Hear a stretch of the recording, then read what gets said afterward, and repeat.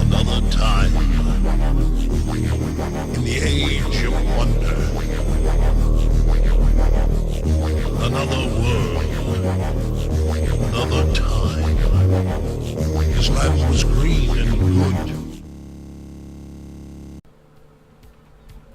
These are the dry erase dungeon tiles from Role4Initiative. That's R-O-L-E, not R-O-L-L. They are what they say they are. They're dry erase tiles. They come in a variety of different kinds. I got the 36 5-inch square tiles. They fit together like jigsaw pieces, and they fit together fairly well. They are dry erase, so you can doodle all over them. They are a kind of tough cardboard rather than chipboard or wood, which means that all this putting them together and taking them apart is fairly likely to nibble away at the edges over time, and if you get anything really wet on them, you're probably going to end up making them soft and malleable and screwing them up. It also felt like the surface, the whiteboard surface, would peel away from the underside if you weren't too careful. But they do fit together quite well, to the point where you can, lift up sections and move them around together rather than having to dismantle the whole thing. As you can see, you get quite a lot, but it is fairly hideously expensive. Now, I didn't pay this much, but it's currently going on amazon.co.uk for over £50, and that's not including the shipping for all these tiles, which seems fairly expensive to me, though they are fairly good quality, just with those problems that I laid out.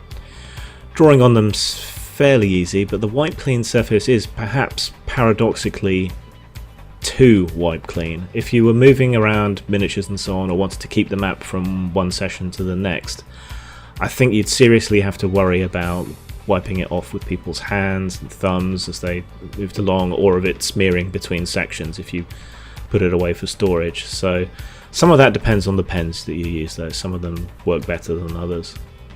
It's certainly...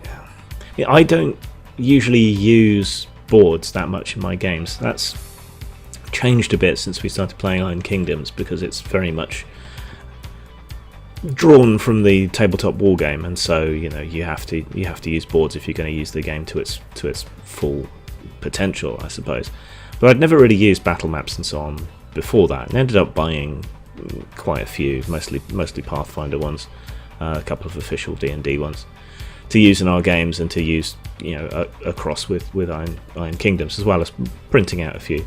But it rapidly became unwieldy, especially since I'm already lugging around the Iron Kingdoms books, which are all these monstrous hardbacks, and lugging all of that from where I live to Reading is a train journey with a couple of changes, and a bunch of heavy books is bad enough. A bunch of dungeon tiles, which are fairly fragile and crumpleable, and if they get wet they're screwed. That's not so good. So I thought I'd give this a try. I haven't actually had an opportunity to use them in anger yet. Our last session was more of a sort of catch up and downtime session.